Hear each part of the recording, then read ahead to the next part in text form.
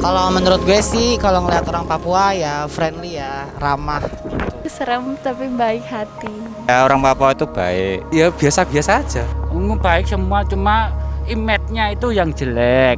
Orangnya sosialnya tinggi, kalau masalah sosial ya. Sama aja mas, cuma beda warna aja. Kalau orang Papua sama orang sini kayaknya sama aja, nggak ada bedanya. Saya pasti menerima dan saya pasti menunjukkan hal-hal baik atau hal-hal terbaik dari saya. Tapi bagaimana caranya kita dekat dengan teman-teman, bagaimana caranya kita bersahabat dengan teman-teman.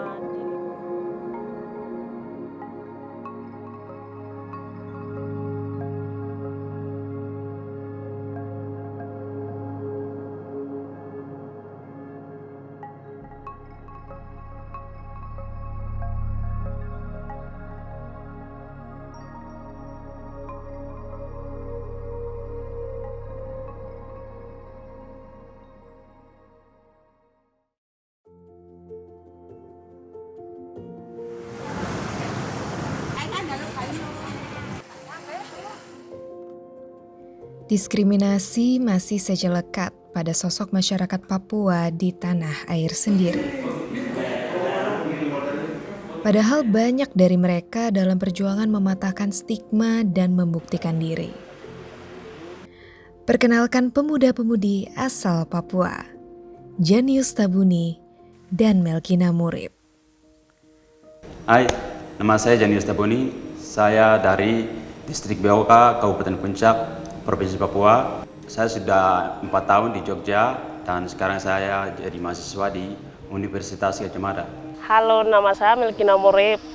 Saya asal dari Kabupaten Puncak. Sekarang saya tinggal di Yogyakarta selama 2 tahun. Saya sekarang bersekolah di SMA Negeri 1 Cangkringan.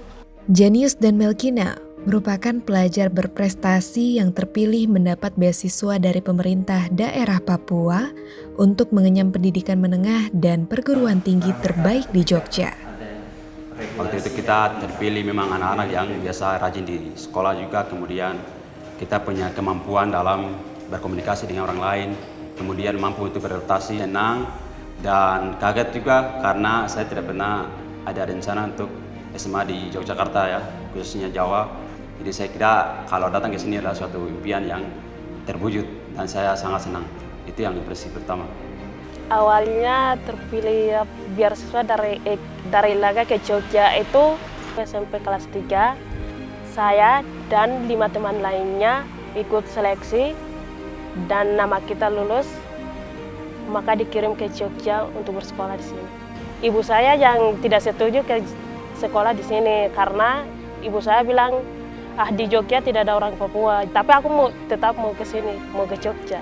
Karena aku pernah dengar dari teman-teman kalau di Jogja tuh pendidikannya bagus, orangnya ramah. Berdasarkan kajian gugus tugas Papua Universitas Gadjah Mada, faktor pendidikan menjadi salah satu penyebab yang membuat Papua seakan tertinggal dari provinsi lain. Sehingga pembekalan pendidikan dasar dibutuhkan untuk mencapai percepatan pembangunan. Kami menemukan 2 hal mendasar. Yang pertama, persoalan Papua adalah persoalan konflik. Yang kedua, persoalan keterbelakangan yang kemudian membutuhkan percepatan pembangunan. Kami melihat bahwa memang Papua termasuk daerah dengan capaian pendidikan yang paling rendah, baik dari sisi akses terhadap pendidikannya maupun kemudian kualitas pendidikannya. Salah satu hal yang kami pikirkan juga adalah sampai kapan guru-guru dari luar Papua terus dikirimkan ke Papua. Itulah sebabnya kemudian Universitas Gadjah Mada melalui gugus tugas Papua bekerja sama sejauh ini dengan 3 daerah, yaitu Kabupaten Puncak, Kabupaten Intan Jaya, dan Kabupaten Mapi. Meski bangga sebagai perwakilan dan harapan daerah, Janius dan Melkina sadar tanggung jawab itu juga dibarengi oleh tantangan baru, adaptasi, dan stigma. Pertama kali aku ke Jogja, aku kaget di tempatku dengan di Jogja ya beda jauh. Dari kendaraan, dari perumahan. Kalau di sini aku kayak sulit gitu tuh, yang terutama tuh di sekolah pelajaran bahasa Jawa. Di Papua itu kayak pelajaran itu beda jauh. Di sini ada guru kimia, fisika gitu, gurunya harus sendiri-sendiri. Tapi di Papua gurunya satu guru. Maka dari itu ada guru-guru privat gitu. Terus bagaimana caranya aku bisa jadi dengan kayak teman-teman di sekolah.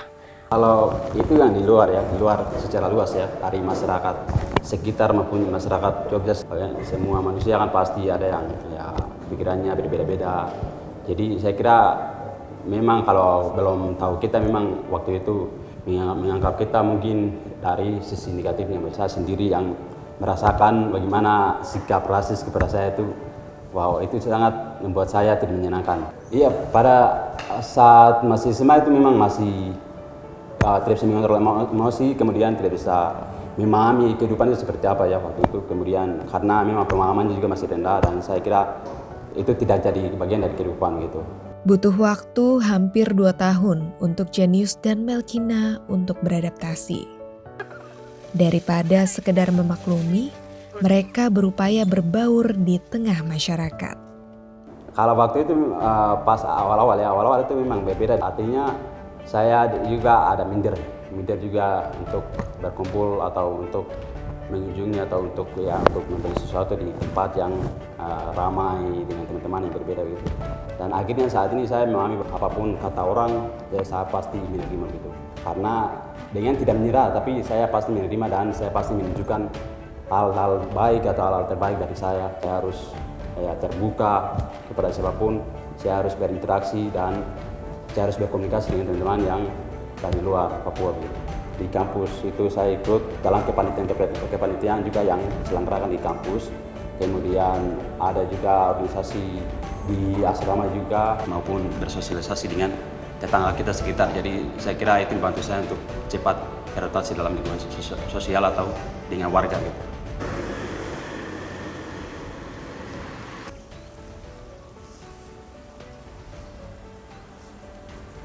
Di sekolah aku punya sahabat 4 orang dan teman-teman juga banyak.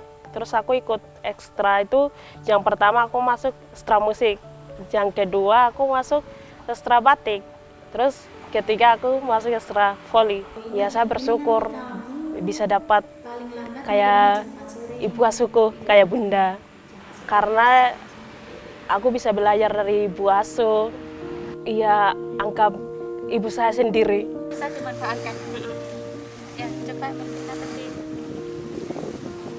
Upaya yang dilakukan Jenius dan Melkina tentu membutuhkan peran masyarakat dalam membantu adaptasi.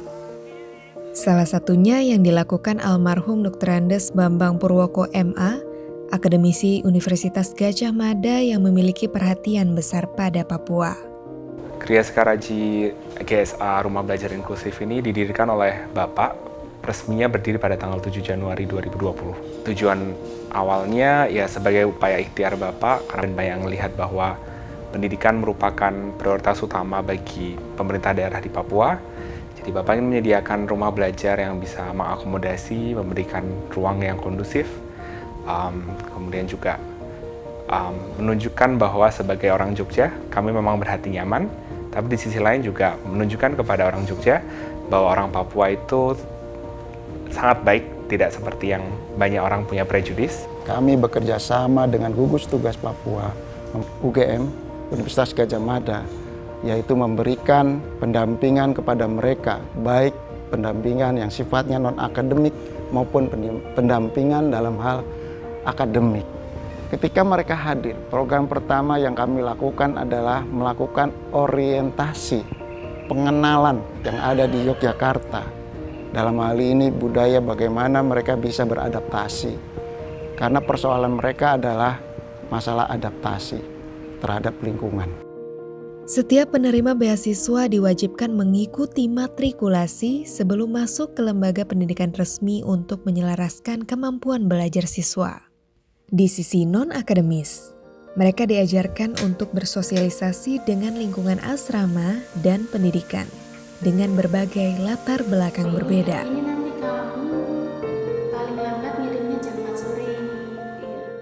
Awalnya ya kita berkendala dengan bahasa, satu, terus yang kedua adat budaya yang berbeda, alam juga. Sekarang udah 2 tahunan ya. Ya nggak kerasa Mas. Sekarang udah kayak keluarga sendiri ya. Kalau dia sakit kita juga sedih. Kalau dianya senang kita juga ikut senang. Karena mereka juga nganggap kita kayak ayah bundanya mereka sendiri gitu. Tadi satu atau dua Wil yang matang Wil? Oh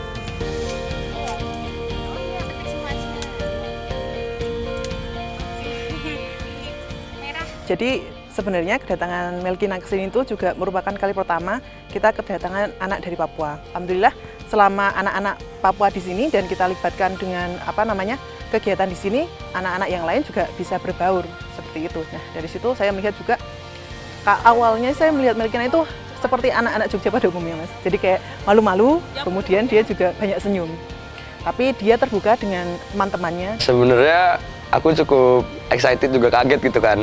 Karena kan bisa dibilang Janius tuh temen Papua pertamaku gitu. Pertama di awal aku ngiranya dia tuh kalem atau tenang gitu. Nah tapi setelah kenal tuh, Janius itu termasuk orang yang oportunis dan lumayan ambisius ya, dalam artian baik gitu. Kayak banyak peluang-peluang kegiatan yang dia ambil gitu, yang dia berani ikut gitu. Nah menurutku itu bagus gitu, karena kan sebagai bentuk pengembangan diri juga gitu kan, harus kayak gitu orang.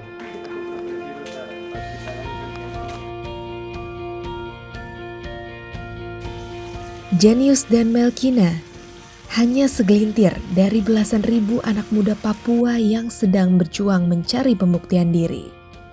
Mereka berharap perbedaan dalam masyarakat bukan menjadi halangan, tetapi justru menciptakan harmoni satu sama lain. Kalau saya sebagai generasi Papua, memang mimpi besar saya itu adalah mimpi untuk membangun Papua ya, membangun Papua yang lebih damai, lebih sejahtera dan makmur.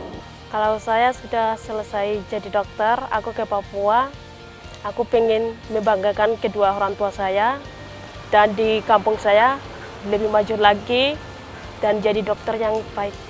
Harus ada pendampingan untuk adik-adik ini untuk bisa beradaptasi secara sosial maupun secara akademik dengan lingkungan baru tadi. Tapi yang kedua yang juga tidak kalah penting karena prejudis tadi, masyarakat kita juga ya harus disiapkan, harus disadarkan bahwa Papua itu bagian dari kita.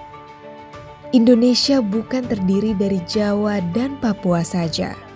Sebagai penduduk dengan keragaman budaya, menghargai perbedaan dan toleransi sudah semestinya menjadi jiwa masyarakat Indonesia. Adaptasi adalah kerja dua belah pihak. Yang satu menyesuaikan, yang lain memahami.